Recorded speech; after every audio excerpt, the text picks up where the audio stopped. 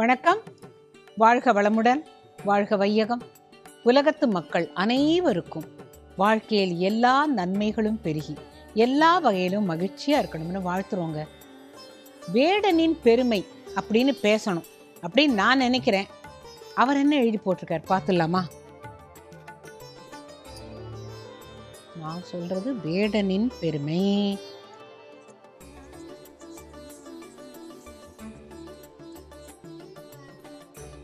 திண்ணன் பத்மபாதர்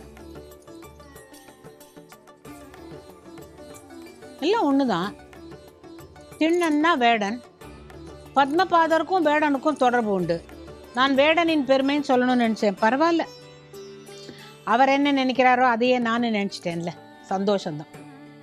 சரி, வேடனின் பெருமை அப்படின்னு சொன்னா எத்தனை வேடன் நம்ம யோஜனை பண்ணி பார்த்தோம்னா, பரமேஸ்வரனே வேடனா வந்திருக்கார். பாசுபதம் தருவதற்கு அர்ஜுனனுடைய தபஸை கெடுத்தார். ஆக பரமேஸ்வரனும் ஒரு வேடன். இன்னொரு வேடன் யாரு அப்படின்னு கேட்டாக்க, வள்ளியை கல்யாணம் பண்ணி கொள்வதற்காக முருகப்பெருமான் ஒரு வேடனை போல் வேடம் அணிந்து வந்து காயாத கானகத்தேன்லாம் பாடி அவளை கல்யாணம் பண்ணிக்கிட்டாரு. அதுக்கப்புறமா திண்ணன்னு ஒருத்தன், திருக்காலத்தி. அந்த திருக்காலத்தியில இருக்கிற அந்த குடுமீஸ்வரர், என்ன அழகான பேர் பாருங்க, குடுமி இருக்குமா அவருக்கு. திண்ணன்கிறவன் ஒரு வேடன். அவன் என்ன பண்றான், தன்னுடைய தோழனோட அவன் அப்பா சொல்றான், நீ போய் காட்டுக்கு போய் முதல்ல நீ கன்னி வேட்டை ஆடிட்டு வா அப்படின்னாக்கா, முதல் வேட்டை மெய்டன் இதுன்னு சொல்லுவாங்களே, வெஞ்சர் அப்படின்னு சொல்லுவாங்களே, அந்த மாதிரி இவன் தோழனை அழைச்சிட்டு போகும்போது அங்கே காலத்தி மலையில் அவன் பார்க்குறான், அங்கே ஒரு சிவலிங்கம் இருக்குது. அந்த சிவலிங்கத்தை சுற்றி பூவெல்லாம் இருக்குது, ஏதோ 2 பழம் வச்சுருக்கு, கொஞ்சம் தண்ணியெல்லாம் இருக்குது. அவனுக்கு அதை பார்த்த உடனே மனசில் அன்பு பொங்குறதாம். இந்த இறைவனை பார்க்கின்ற பொழுது ஊறுகிற அன்பு தான் பக்தி.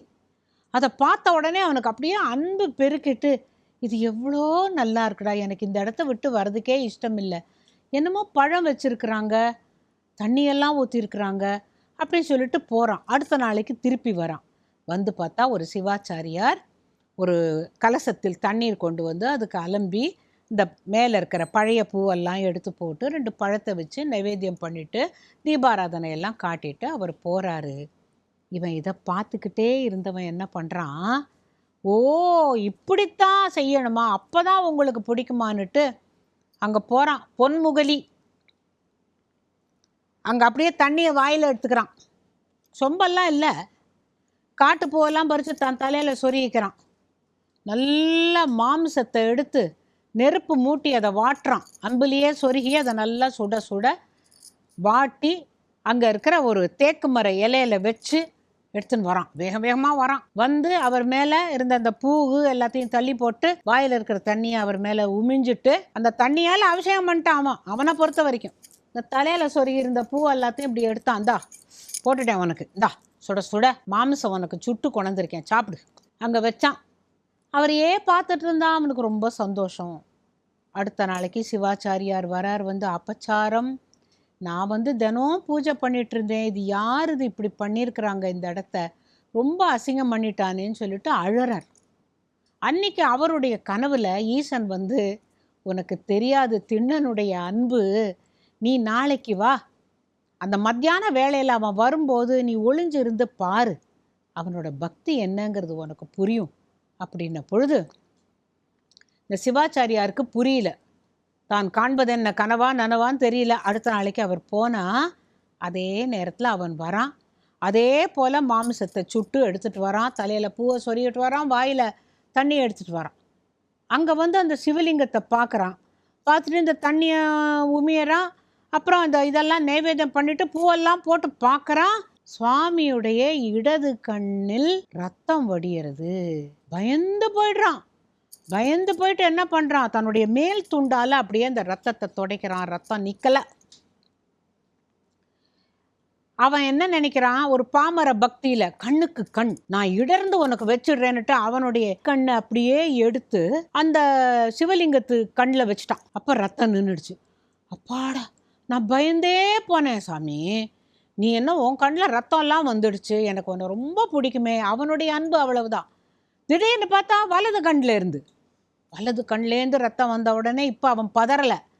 எனக்கு தெரியும் உன்னை எப்படி காப்பாற்றணும்னுட்டு தன்னுடைய செருப்பு போட்ட இடது காலால் சுவாமியுடைய அந்த கண்ணில் வச்சுக்கிட்டு பக்கத்தில் வைக்கணும் அப்படிங்கிற ஒரு அடையாளத்துக்காக அம்பினால் அந்த வலது கண்ணை தோண்ட போகும்பொழுது, நில் கண்ணப்பா அப்படின்னு ஒரு சத்தம்.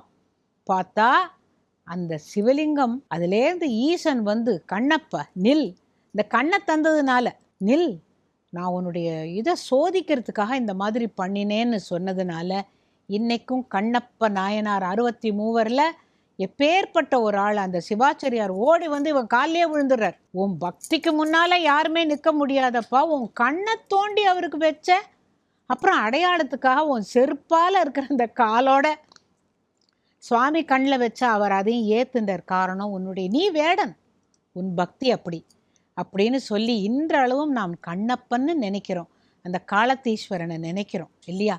ஆக ஒரு வேடனுடைய பக்தி எவ்வளவு உண்மையானது ஆழமானதுங்கிறத சொல்கிறதுக்காகத்தான் இந்த வரலாறு. இன்னொரு வேடம் யாருன்னு கேட்டாக்கா, ஆதிசங்கரருக்கு 4 முக்கியமான சீடர்கள். ஆதிசங்கரருக்கு 16 வயசு கூட ரொம்பலை. அப்போ அவர் காசியில் இருந்த பொழுது அவர்கிட்ட ஒருத்தர் வந்து சேரறார் சிஷ்யனா. அவர் பேர் பத்மபாதர். அவருக்கு பத்மபாதர்ங்கிற பேர் ஏன் வந்ததுங்கிறத இன்னொரு நாளைக்கு கதையில் சொல்கிறேன். அவர் பேர் பத்மபாதர். சனந்தர்னு பேர், ஒரிஜினல் பேர். இவர் சோழ நாட்டை சேர்ந்தவர். ரொம்ப அற்புதமாக அவர் வேதமெல்லாம் பயின்று பக்திமானாக இருந்த பொழுது ஒரு பெரியவர் அவருக்கு நரசிம்ம மந்திரத்தை போதிக்கிறார். நரசிம்ம மந்திரமெல்லாம் ரொம்ப உக்ரமானது. அதை வந்து நிறைய தரம் ஜபிக்கணும். அப்போ தான் அந்த நரசிம்ம பெருமானுடைய அருள் முழுசுமாக கிடைக்கும்.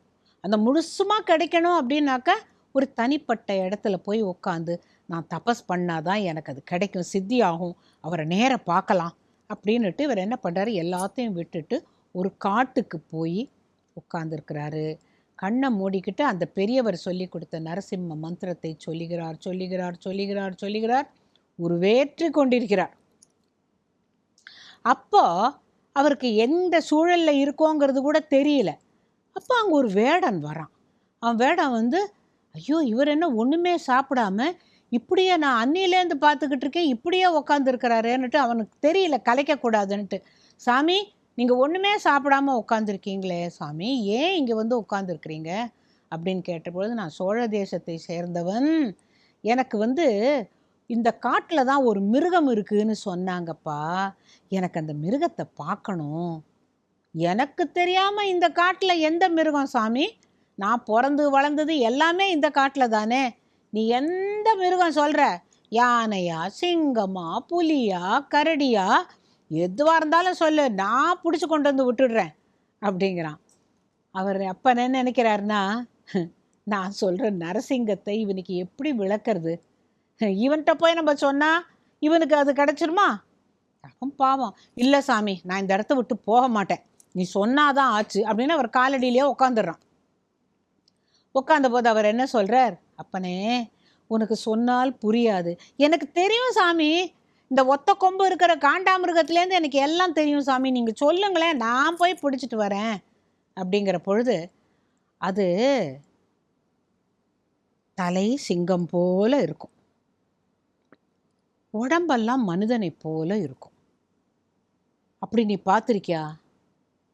ஆஹா, நான் அப்படி ஒரு மிருகத்தை நான் பார்த்ததே இல்லையே, அதான் நான் சொன்னேன், இங்கே இருக்குன்னு உனக்கு யார் சொன்னா சாமி அப்படின்னு கேட்டபோது என்னுடைய குருநாதர் சொன்னார், தனிமையில் காட்டில் அமர்ந்து நீ அதை தியானம் பண்ணினேன்னாக்கா, தியானம்னா என்ன சுவாமின்னு கேட்குறான், அதை தவிர வேற சிந்தனை இருக்கக்கூடாது, அதே ஏகாகிர சித்தம் என்று சொல்வார்கள், அது உனக்கு புரியாதப்பா, அதே ஒரு முனைப்பாடோடு நீ அதையே பார்க்கணும், அதை தேடணும், அப்போ கிடைக்கும்னு சொல்லியிருக்கிற, அவ்வளவுதானே, உன்னால் முடியாதப்பா, நான் சொல்கிறத கேளு சாமி, சும்மா சும்மா சொல்லாதீங்க, இந்த காடு பூரா என்னோடது, இங்கே இத்தனோடு எறும்புலேருந்து எனக்கு எல்லாத்தையும் தெரியும், என்னமோ எனக்கு தெரியாதுங்கிறீங்களே, அப்படி நான் நாளைக்கு சாயங்காலத்துக்குள்ளே அந்த மிருகத்தை பிடிச்சி இங்கே அழைச்சிட்டு வரலன்னா நான் உயிரை கூட விட்டுடுவேன் அப்படிங்கிறான். என்னப்பா அதுக்கு போய் இவ்வளோ பெரிய பேச்சை சொல்கிற நீ, உயிரை யார் கேட்டான? இல்லை சாமி, என்னால் முடியுங்கிற, நீ முடியாதுங்கிற. நான் போய் தேடி கொண்டு வரேன். என்ன சொன்ன? தலை சிங்கம் மாதிரி இருக்கும், உடம்பு மனுஷன் மாதிரி இருக்கும். நான் பார், இதோ இப்போ கிளம்புறேன் சொல்லிட்டு அவன் காட்டுக்குள்ளே போகிறான் போகிறான் போகிறான் போகிறான். எல்லா இடத்துலையும் எங்கடா இருக்குது பாதி மனுஷன் பாதி சிங்கம் அப்படின்னு தேடுறான் தேடுறான் தேடுறான். அன்றைக்கி ராத்திரி ஆயிடுச்சு. அப்போ கூட அவன் சளைக்கலை. ராத்திரி பூரா அவன் தேடுறான், விடிஞ்சு தேடுறான், பகலாச்சு தேடுறான், கிடைக்கல. ஒரு மத்தியானம் 3 மணி ஆச்சு. அப்போ இவன் என்ன சொல்கிறான், எனக்கு தெரியாமல் இந்த காட்டில் இப்படி ஒரு மிருகம் இருக்குங்கிறத யாரோ ஒரு சாமி வந்து எனக்கு சொல்கிறாரே, அது எப்படிப்பா? இது என்னுடைய சொந்த இடம், எனக்கு தெரியாமல் ஒரு மிருகம் இப்படி இருக்குது, நான் வேற சொல்லிட்டேன், அவரை நான் பிடிச்சிக்கிட்டு வரல நான் உசுரை கூட விட்டுருவேன்னு. சரிப்போ, அவ்வளோதான், 3 மணி ஆச்சு, அந்தி மங்க போகிறது, நான் சாயங்காலத்துக்குள்ளேன்னு வேற சொல்லியிருக்கேன்னு சொல்லிட்டு அங்கே இருக்கிற ஒரு கொடி தழையெல்லாம் எடுக்கிறான். எதுக்கு? முறுக்கிறான். அங்கே ஒரு கனமாக ஒரு மரம் இருக்குது, மரத்து மேலே தூக்கி போட்டான், முடிச்சு போட்டான். அடுத்து சொல்லிட்டான், ஏய், அந்த மிருகம் எனக்கு கிடைக்காத ஒரே காரணத்தினால் நான் மனசு உடஞ்சி நான் என் உயிரை விட்டுற போகிறேன் சொல்லிவிட்டு அவன் கரெக்டாக எடுத்து கழுத்து அந்த வில்லு அம்பு எல்லாத்தையும் கீழே போட்டுட்டு நான் உசுரை விட்டுற போகிறேன். சொன்ன வாக்கு, நான் இது வரைக்கும் பொய் சொன்னதில்லை, யார்கிட்டையும் ஒன்றும் திருடினதில்லை, ஒன்றும் கேட்டதில்லை, இது நான் சூளுரைச்சிட்டு வந்திருக்கேன் அப்படின்னு சொல்லிட்டு தூக்கு போட்டுக்கும் போது ஒரு சத்தம் கேட்குது. பார்த்தா சிங்கம் உருமுற சத்தம். என்னமோ வந்திருக்கீங்க அப்படின்னு சொல்லிட்டு அவன் அந்த கழுத்தில் இருக்கிற கயிறை எடுக்கலை, அப்படியே பார்க்குறான். அந்த நரசிங்கம் அங்கே வந்த உடனே உருமின உடனே அவன் சொல்கிறான், எப்பா, உன்னைத்தான் நான் தேடிட்டு இருந்தேன், நல்ல வேளை நீ இப்போவாச்சும் வந்தியே, வா அப்படின்னு சொல்லிட்டு என்ன பண்ணுறான், அந்த சாமி உன்னை பார்க்கணுன்னு சொன்னார், வா அப்படின்னாக்கா அந்த சிங்கம் ஒன்றும் சொல்லலையா, உருமிக்கிட்டே நிற்குதான். அது எப்படி? ரொம்ப அன்பாக உருமுதான், கடிக்கிற போது உருமுறது வேற, ரொம்ப செல்லமாக உருமுதான். நீ பேர் ஓடி போயிடாத, இப்போ நீ ஓடிப்போனா ரொம்ப கஷ்டம்னு சொல்லிட்டு அவன் தூக்கு போட்டு கொள்வதற்காக வைத்திருந்த அந்த கொடி முறுக்கை எடுத்து இந்த சிங்கத்தோட இடுப்பில் கட்டி தர தர தர தரன்னு இழுத்துட்டு வரான். அவனுக்கு அது மிருகமாக தான் நினைக்கிறான், அவனுக்கு இது என்னன்னு தெரியல. சாமிக்கு என்ன சந்தோஷமா, இப்படி ஒருத்தன் ராப்பகலா ஒரு முனிவர் எப்படி ஏகாகிர சித்தத்தோட என்னுடைய நினைவிலேயே இருப்பவனுக்கு நான் உயிர் மூச்சாக காட்சி அளிப்பேனோ, இவன் பாரு நேற்று சாயங்காலத்திலேருந்து ஓடுறான், அங்கே தேடுறான் இங்கே தேடுறான், ராத்திரி பூரா சாப்பிடல, தண்ணி குடிக்கல, என்னையே நினச்சிட்டு இருந்தான் அப்படின்னு சொல்லிட்டு இந்த சாமிக்கு, அதாவது நரசிம்மருக்கு ஒரே சந்தோஷமா. பிடிச்சி இழுத்துட்டு வந்து, சாமி கண்ணை திறங்க அப்படின்னு. என்னப்பா? நீ சொன்ன மிருகத்தை கண்டுபிடிச்சிட்டேன், நான் முதல்ல உயிரை விட்டுடலான்னு நினச்சேன், ஆனால் கிடச்சிருச்சு, இந்த பார், நான் இழுத்துன்னு வந்திருக்கேன் பார், இந்த கொடியில் கட்டி இழுத்துட்டு வந்திருக்கேன், இதுதானா பாருன்னு சொன்ன உடனே அவர் பார்க்குறார். சனந்தருக்கு கொடி தெரியுது, மிருகம் தெரியலையே, என் கண்ணுக்கு தெரியலையே, நீ என்ன வெறும் இந்த இடத்த காட்டி அதில் மிருகம் இருக்குன்னு சொல்கிறேன்னு. என்ன சாமி நீ, நான் இப்போ கொடியால் கட்டி இதோ இடுப்பில் கட்டி அழைச்சிட்டு வந்திருக்கேன், தரன்னு இழுத்துன்னு வந்திருக்கேன் உனக்கு சொன்ன ஒரு வாக்குக்காக அப்படின்னு சொல்கிற போது அப்போவும் அவருக்கு நம்பிக்கை வரல, ஏன்னா அவருக்கு கண்ணுக்கு தெரியல. அப்போ என்ன சொல்கிறான், இந்த வேடம் சொல்கிறான், இந்த சாமி நம்ப மாட்டேங்கிறாரு, எனக்கு நீ உரிமை, நீ அந்த மாதிரி உரிமை காட்டு அப்படிங்கிறான். உருமுறார் நரசிங்கர், ஒரு உருமுகிறார். உருமும்போது இவர், சுவாமி எங்கே இந்த சத்தம் அப்படின்ன பொழுது இந்த வேடம் சொல்கிறான், இப்போ நம்புறியா, நான் இழுத்துக்கிட்டு வந்தேன்னு சொன்னேன்ல, இது பாதி மனுஷ உடம்பா இருக்குது, வேட்டி கட்டியிருக்கு, நகையெல்லாம் போட்டிருக்கு, ஆனால் கழுத்துலேருந்து பிடரி மயிர் அப்படி இருக்குது, சிங்க முகமாக இருக்குது, சிரிச்சுக்கிட்டு இருக்கு, பயமாகவே இல்லை. அது என்ன அழகாக இருக்குது தெரியுமா, அழகான சிங்கம், அழகான உடம்பு, அதை பார்த்தா எனக்கு ரொம்ப பிடிச்சிருக்கு, பாரு நான் கொடியை கட்டி இழுத்துட்டு வந்துடுச்சு என்னோட போது இவர் எழுந்து கை குப்பி அழறார். அப்போ இந்த சனந்தர் சொல்கிற, அவனுக்கு நீ காட்சி அளிச்ச, அவன் கொடியால் உன்னை கட்டுற வரைக்கும் நீ பேசாமல் இருந்திருக்க, இப்போ இன்னும் அவன் உன்னை பார்க்குறான், என்னால் உன்னை பார்க்க முடியல, நீ வெறும் உரிமை மட்டும்தான் எனக்கு காட்டுறியே தவிர, அப்படின்னா என்னுடைய பக்தி கம்மியா? நான் இங்கே உட்காந்து ஏகாகிர சிந்தையோடு உன்னையே நினச்சி அந்த மந்திரத்தை உருவேற்றி கொண்டிருக்கிறேனே, அப்போ என்னுடைய பக்தியில் என்ன குறை அப்படின்ன பொழுது அசரீரியாக அந்த சுவாமி சொல்கிற, இல்லை இல்லை, உனக்கும் பக்தி இருக்கிறது, ஆனால் இவனுடைய ஒரு முனைப்பாடுன்னு ஒன்று இருக்குது தெரியுமா? வேற ஒன்றுமே நினைக்கல. அவன் பசிக்கிறது, தாகம், ராத்திரியில் அந்த கல் முள்ளுலையும் அவன் ஏன் ஓடுறான் என்னை தேடி? ராத்திரியில் என்னை எப்படி பிடிக்க முடியும்னு அவன் நினைக்கல, பிடிச்சிடுவோம் அப்படிங்கிற நம்பிக்கை. இப்போ நீ சுவாமி நீங்கள் எனக்கு முன்னால் பிரத்யட்சமாகணும், இந்த மந்திரம் சொல்கிறேங்கிறது எப்படி? அவர் கண்டிப்பாக அவரை அடைவேன் அப்படிங்கிற அந்த ஒரு முனைப்பாடுடன் கூடிய சிந்தைங்கிறது வேறு. உனக்கு இவனுடைய பக்குவம் இன்னும் வரவில்லை அப்படின்னு சொன்ன பொழுதுதான் அவர் புரிஞ்சுக்கிட்டார். ஆக மொத்தம் எனக்கு தரிசனம் கிடைக்கலங்கிறத விட என்னுடைய பக்தியில் என்ன குறை என்பதை புரிந்து கொண்டேன்ன பொழுது அந்த நரசிம்ம சுவாமி சொன்னார், அப்படி நான் உன்னை விட்டுவிட மாட்டேன், நீ நினைக்கும் பொழுது உனக்குள்ள நான் ஆவிர்பவிப்பேன், உள்ளே இருக்கிறேன் அப்படின்னு சொன்னாராம். இந்த சொன்ன வாக்கு தான் பின்னால் ஒரு முறை ஒரு காபாலிகன் அவன் ஆதிசங்கரரை தாக்க வரும்பொழுது இந்த பத்மபாதருக்குள்ளே இருக்கிற அந்த நரசிங்கம் அந்த காபாலிகனை கால் வேற கை வேறையா பிச்சு கொதறி எடுத்துடும். அவருக்கே தெரியாது தனக்குள்ளே அந்த நரசிம்ம மந்திரம் சொன்னதன் பயனாக அவரே உள்ளே ஆவிர்பவித்தார் அப்படின்னுட்டு. இந்த கதைகளோட லிங்க் நீங்கள் பார்த்தீங்கன்னா ஆச்சரியமானதாக இருக்கும். அப்போ ஒரு எளிய ஒத்தனுக்கு, ஒரு திண்ணப்பனுக்கு கண்ணப்பன் ஆகிறான். காரணம் அந்த சிவனுடைய அன்பு. இங்கே பாருங்க, அவனுக்கு என்னன்னே தெரியாது, நரசிம்மம்னால என்னன்னு தெரியாது.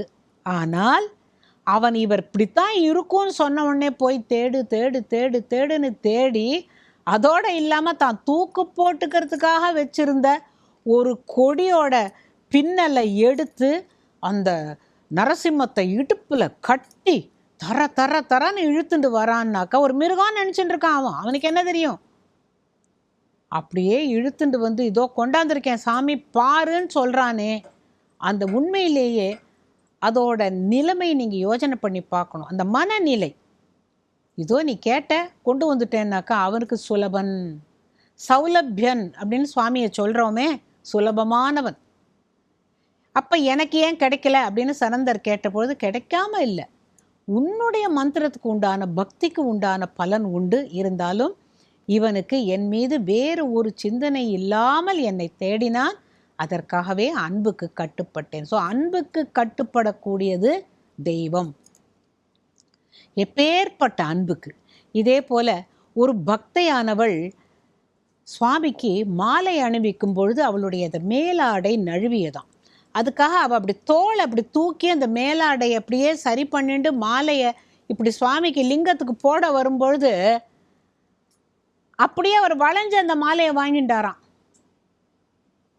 குழைந்த நாதர் இன்னும் இருக்கிற, அப்படியே குழைஞ்சு அந்த லிங்கம் வளைஞ்சிருக்கும். ஏன்னா இவளுக்கு அது என்னமோ ஒரு கஷ்டமாக இருந்ததுன்னு இதை இப்படி பிடிச்சிக்கிட்டு மாலையை போடுறா. அவர் அப்படி வளைஞ்சு அந்த மாலையை வாங்கிக்கிட்டார், குழைந்த நாதர். ஆக தெய்வம் இதெல்லாம் செய்யுமா அப்படின்னா செய்யும். நாம் அதை கண்ணோட்டத்தோட எப்படி எந்த மாதிரி வகையில் நாம் அவரை தேடுறோங்கிறது தான். நம்ம இந்த உலகத்துக்கு வேண்டி எனக்கு அது வேணும், இது வேணும், இது வேணும், இது வேணும் சுவாமியை படுத்தாமல், எங்களுக்கு என்ன வேணுங்கிறது உனக்கு தெரியும், படைத்தவன் நீ, பாதுகாப்பவன் நீ, எங்களுக்கு என்ன தரணுங்கிறது உனக்கு தெரியும் அப்படிங்கிற இதை விட்டுட்டிங்கன்னாக்கா, ஏதோ ஒரு தெய்வம் மனுஷ ரூபேணன்னு சொல்லுவாங்களே, ஒரு மனுஷன் ரூபத்தில் உங்களுக்கு தெய்வமே எந்த நேரத்தில் உதவணுமோ அந்த நேரத்தில் நிற்பான். அதை நீங்கள் நம்பணும். இவன் மனுஷன் அப்படின்னு சொல்ல முடியாது. ஒருவருக்கு ஒரு வேலையே இல்லாத போது எங்கேருந்தோ யார் மூலமாகவோ, ஏன்பா நான் கேள்விப்பட்டேனே அப்படின்னு சொல்லி அவனுக்கு வேலை கிடைச்சா அவன் அந்த கம்பெனிக்கே எம்டி ஆயிடுவான். அப்பவும் அந்த நாளை அவன் மறக்கக்கூடாது. எங்கிருந்தோ எனக்கு முன்பின் தெரியாதவர் ஒருவர் என்னுடைய விளக்கினை தூண்டி விட்டார், அந்த தூண்டி விடுற ஆளு தான் தெய்வம். இதை நம்ம வாழ்க்கையில் கண்கூடாக பார்க்குறோம். எங்கேயோ உடம்பு முடியாமல் படுத்திருப்போம், எல்லா டாக்டர்களும் கை விரித்த பிறகு ஏதோ ஒரு டாக்டர் வருவார், இது ஒன்றும் பெரிய கஷ்டமே இல்லைப்பா, நான் உனக்கு க்யூர் பண்ணி தரேங்கிறார், க்யூர் பண்ணி விட்டுடுறார். அப்புறம் அந்த வியாதியே அவனுக்கு வரலைங்கிற பொழுது அவர் தான் தெய்வம். அவர் டாக்டர், அவர் எம்டியாக இருக்கார், அவர் தான் அந்த டிஸ்ட்ரிக்ட்டுக்கே அவர் தான் மெடிக்கல் ஆஃபீஸர், அதெல்லாம் இல்லை. உன்னுடைய அந்த நோய்க்கு தீர்வு தருகிறவர் அவர் தான் தெய்வம். இப்போ அந்த தெய்வம் எங்கே? குரு ரூபத்தில், அப்புறம் அம்மா ரூபத்தில், அப்பா ரூபத்தில். அதனால தான் மாத்ரு தேவோ பவ, பித்ரு தேவோ பவ, ஆச்சாரிய தேவோ பவ, அதிதி தேவோ பவ. வீட்டுக்கு வருகின்ற விருந்தாளி. இந்த கடைசி இது வேணால் இந்த காலகட்டத்தில் ஏற்றுக்க முடியாது இல்லையா? வருகிற விருந்தாளி தெய்வம் அப்படின்னாக்கா அதெல்லாம் ஏற்றுக்க முடியலை. ஏன்னா காலம் மாறி போச்சு. இந்த முதல் 3 பேரை கண்டிப்பாக மறக்கக்கூடாது. நம்ம அந்த 3 பேருக்காகவாவது அவர்களை குருவாக, தெய்வமாக, அம்மாவாக, அப்பாவாக பார்த்து நாம் வணங்க வேண்டும். அப்படி வணங்கினால் நம்மளுடைய அன்புக்கு கட்டுப்பட்டு, இறைவனே கட்டுப்பட்டு இடுப்பில் நம்மளே கட்டி தரத்தரன்னு இழுத்துட்டு வரலாம். அந்த வேடனை போல பக்தி இருக்கணும். இருக்குமா இருக்காதாங்கிறது கேள்வி இல்லை, இருக்கணும். அப்படிங்கிறதுக்காக தான் இந்த கதையெல்லாம் சொன்னேன். ஒரு கண்ணப்பனை போல, இந்த வேடனை போல. இந்த வேடனின் பக்தி என்றென்றும் மறக்க முடியாத ஒன்று. வணக்கம்.